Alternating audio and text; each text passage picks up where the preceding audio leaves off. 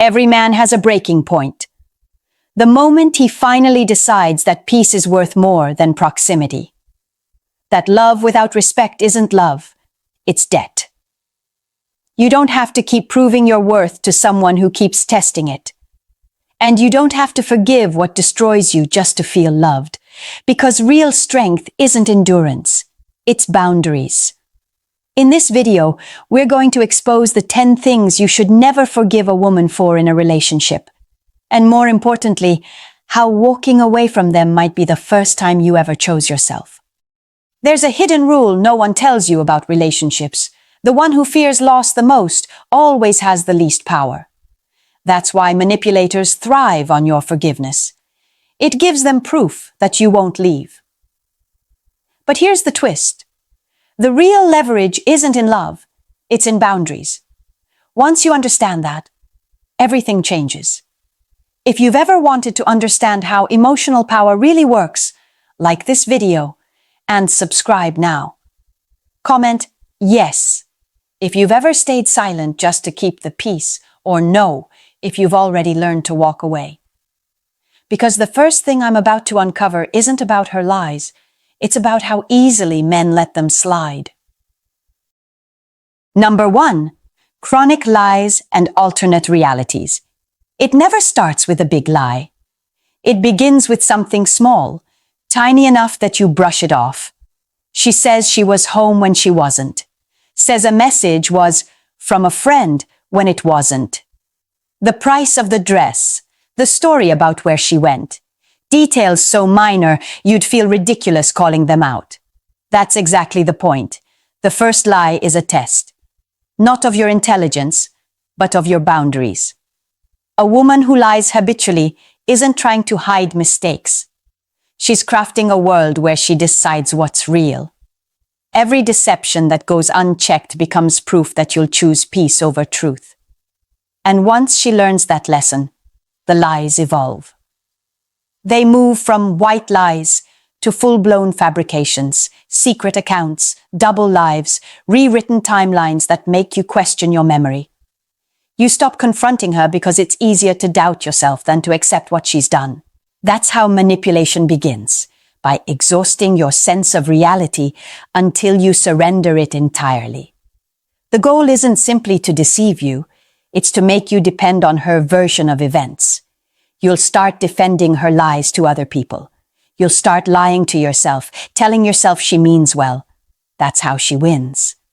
Because once she decides that lying to you is acceptable, she's decided that your truth doesn't matter. And when your truth no longer matters, you're not in a relationship. You're in her illusion. Number 2, public humiliation disguised as humor. It sounds harmless at first, a story told at dinner, a teasing remark in front of friends, a little laugh at your expense. She says, "Relax, it's just a joke." Everyone laughs, except you. You smile to keep the peace, but deep down, something twists. Because you know what really happened. She wasn't trying to be funny. She was trying to remind everyone who's in control. When a woman repeatedly mocks you in public, your habits, your mistakes, your ambitions, she's not building connection. She's broadcasting hierarchy. Each laugh she earns from others is another brick in the wall of dominance she's constructing over you. And when you confront her about it, she flips the script. "You're too sensitive," or "You can't take a joke." Now you're not only the punchline, you're the problem. Psychologically, this is contempt disguised as intimacy. Contempt doesn't scream. It smirks. It kills slowly, stripping your dignity one funny story at a time. Once she learns she can mock you without consequence, respect begins to die. And when respect dies, love follows. A woman who loves you protects your image in public. She guards your reputation because she values what you represent together. A woman who ridicules you seeks power, not partnership. So the next time she turns you into the joke to make herself look superior, don't laugh with her. Understand what's really happening. She's not sharing humor, she's sharing contempt. And once a woman laughs at you in public, the relationship is already dying in private. Number 3, emotional manipulation and guilt traps. She doesn't raise her voice. She doesn't threaten. She simply makes you feel like a bad man for having boundaries. If you really loved me, you don't care about me anymore. I guess I'm just not enough for you. Every word is designed to twist your compassion into compliance. You're not arguing with logic. You're negotiating with guilt. Emotional manipulation is one of the most sophisticated forms of control because it hides behind the illusion of love. She studies your triggers, your fears, your need to protect. She knows exactly which button to press to make you fold. The tears, the trembling voice, the silence that punishes, it's all part of the performance. And because you're kind, because you want peace, you surrender. You stop saying no. You start apologizing for things you didn't do. What she's really doing is teaching you that her emotions are your responsibility, that your worth is measured by how well you can fix her mood. And once she conditions you to accept that burden, you lose the right to your own feelings. You exist to regulate hers. That isn't love. That's emotional servitude. A woman who truly loves you won't weaponize your empathy. She won't use her pain to control your behavior. She'll communicate, not manipulate. So remember this. Love that demands guilt isn't love. It's leverage. And the moment you start feeling guilty for protecting your peace, you're no longer in a relationship. You're in captivity. Love doesn't require submission. If her love needs you to feel guilty, it isn't love. Number 4. Boundary violation disguised as intimacy. She says it's because she loves you. That's why she checks your phone, your messages, your location. That's why she asks where you've been, who you've talked to, why you didn't answer fast enough. She'll call it transparency. She'll call it closeness. But what it really is, control dressed as affection. A woman who violates your privacy isn't looking for connection. She's looking for confirmation that she owns you. Every time she crosses a boundary and you let it slide, she learns that your autonomy is negotiable. What begins as curiosity turns into interrogation. What starts as, I just worry about you, becomes, I don't trust you. And soon, you'll find yourself explaining every move, every call, every minute, as if you're the one on trial.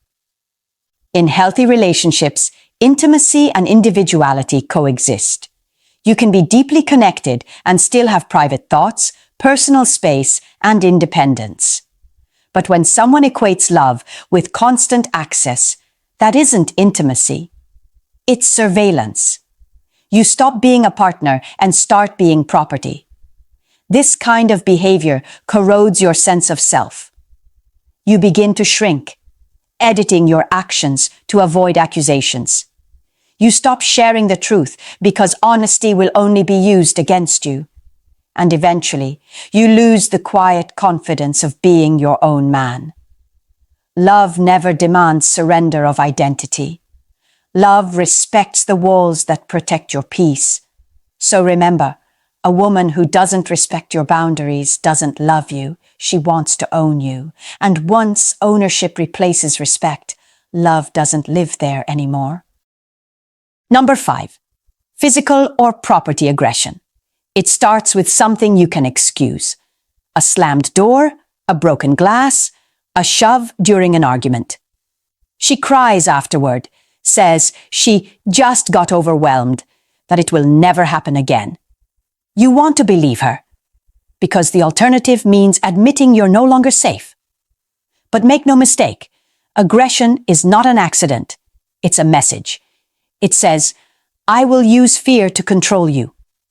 Violence in any form, against you, your belongings, or your space, is the purest expression of dominance.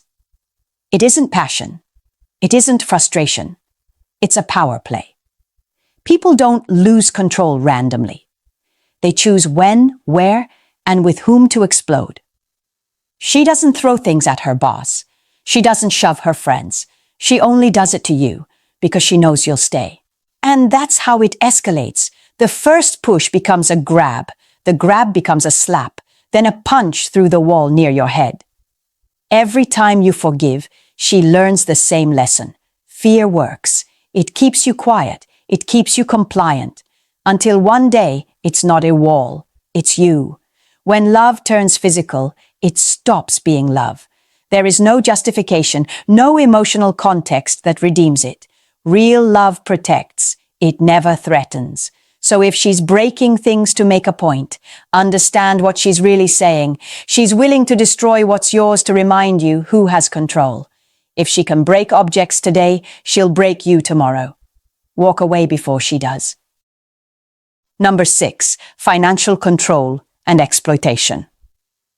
Love doesn't justify imbalance, but in toxic relationships, money becomes the silent leash. It starts subtly. She forgets her wallet, borrows and never pays back, says you're better with money anyway. Then the narrative changes. Suddenly your income is our money, but hers is her freedom. She'll call it sharing.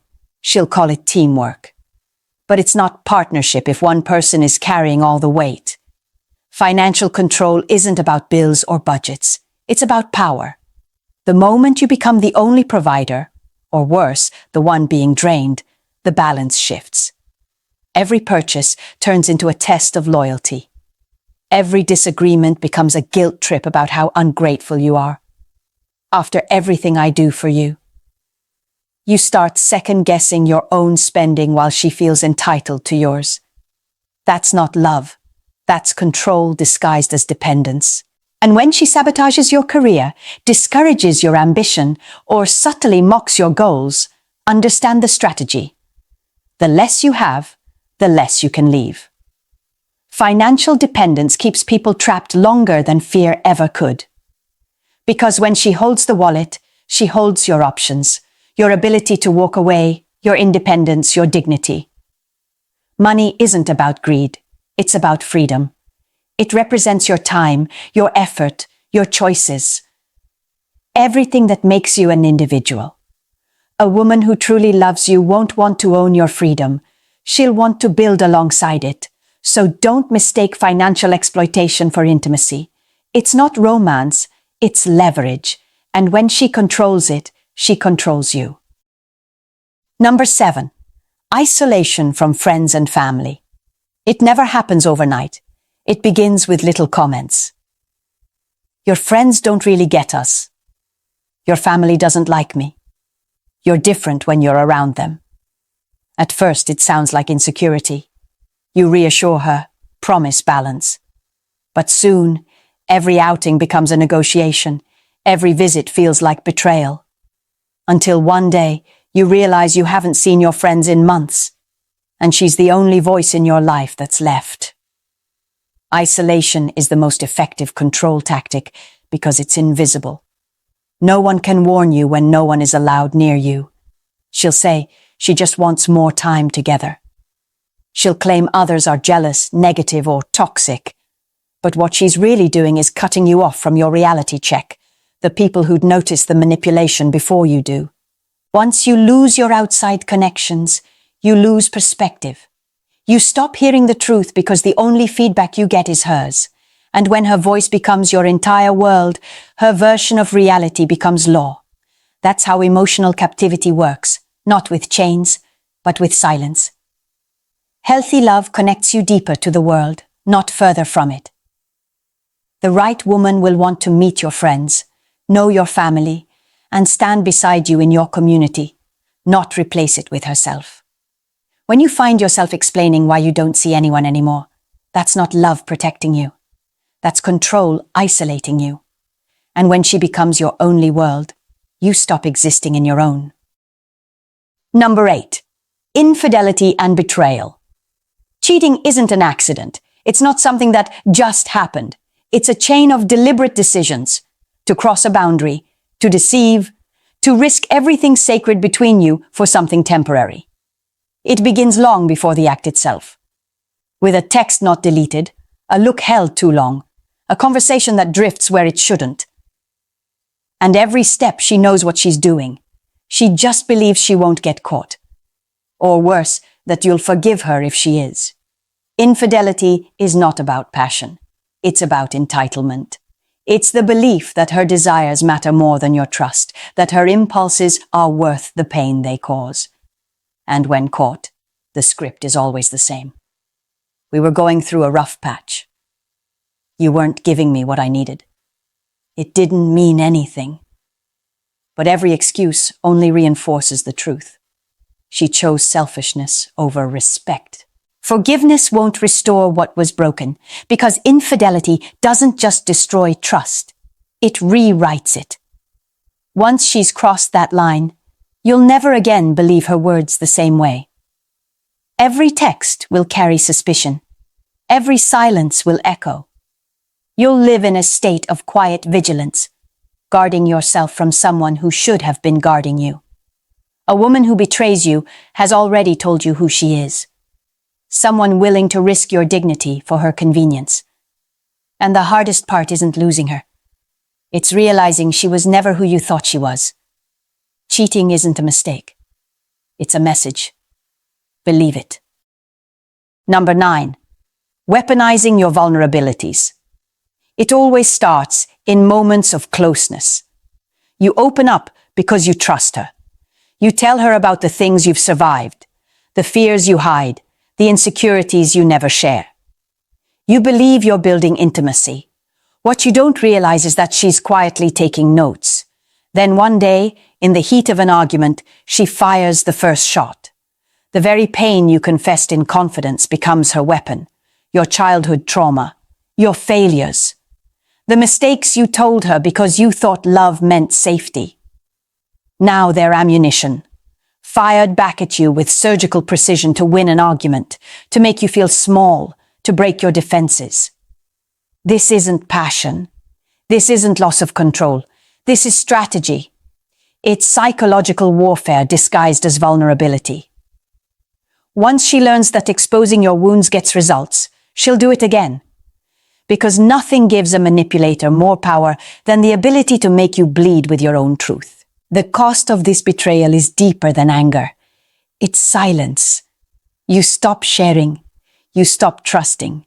You start guarding every thought, every emotion. The relationship may look alive, but it's emotionally dead, because intimacy cannot exist where safety has been violated. A woman who uses your pain against you doesn't understand it. She exploits it. Real love shelters your wounds. It never weaponizes them. So the next time someone turns your confessions into knives, don't make excuses for her cruelty. Once she uses your pain against you, she's no longer your partner. She's your enemy. Number 10. The abuse apology love bombing cycle. This one is the most dangerous because it feels like love. She hurts you with words, with contempt, with control, then rushes in to fix it. Tears, apologies, promises to change. Suddenly she's affectionate again, cooking your favorite meal, whispering how much she needs you. For a moment it feels like peace. You tell yourself it's over. You want to believe it's different this time. But it's not. It's just the calm between storms. This is how trauma bonding works. The human brain confuses relief with love. After pain, kindness feels euphoric. You start craving her affection not because it's good, but because it temporarily stops the bad. You become addicted to the highs she controls, and she knows it. That's why the cycle always restarts. The next outburst, the next insult, the next apology. Each round, shorter, sharper, crueler, until you can't tell where love ends and damage begins. This isn't love evolving. It's control tightening. She's not trying to heal the wound. She's keeping it open, just clean enough for you to stay. Because as long as you're waiting for the good version of her to return, you'll never leave. Healthy relationships don't require recovery periods. They don't need grand gestures to erase harm. They don't destroy you one day, and adore you the next. So don't mistake the apology for transformation. Don't mistake affection for safety. She's not changing. She's resetting the trap. Forgiving the unforgivable doesn't make you noble. It makes you disappear. Every time you excuse a lie, a humiliation, a manipulation, a betrayal, you chip away at the man you used to be. You tell yourself it's compassion, understanding, maturity. But what it really is surrender, piece by piece, until there's nothing left to defend. The truth is, you can't love a woman into respecting you. You can't fix someone who finds power in your pain. You can't negotiate with someone who thrives on your forgiveness. Real love doesn't demand endless tolerance. It doesn't test how much you can endure before you break. Real love values your peace, not your suffering. If you stay with someone who crosses these lines, you don't just lose trust, you lose yourself. You become a shadow of the man you were, always apologizing, always explaining, always waiting for the next apology that will never mean anything. Your silence becomes complicity. Your endurance becomes permission. And eventually, she won't even need to ask for forgiveness because you'll already be giving it. But leaving? That's different. Leaving isn't failure. It's recognition. It's choosing yourself over chaos, self-respect over illusion. It's reclaiming the time and energy you've been giving to someone who never deserved it. And once you walk away, something powerful happens. You remember who you were before you started shrinking to fit someone else's comfort. So, if this message woke something up in you, don't stay silent. Comment below and tell your story, not to shame anyone, but to help another man recognize himself before it's too late. Share this with someone who's forgetting his worth, and subscribe, because this space isn't about hate or bitterness. It's where men remember who they are. You don't need to forgive the unforgivable. You need to free yourself from it.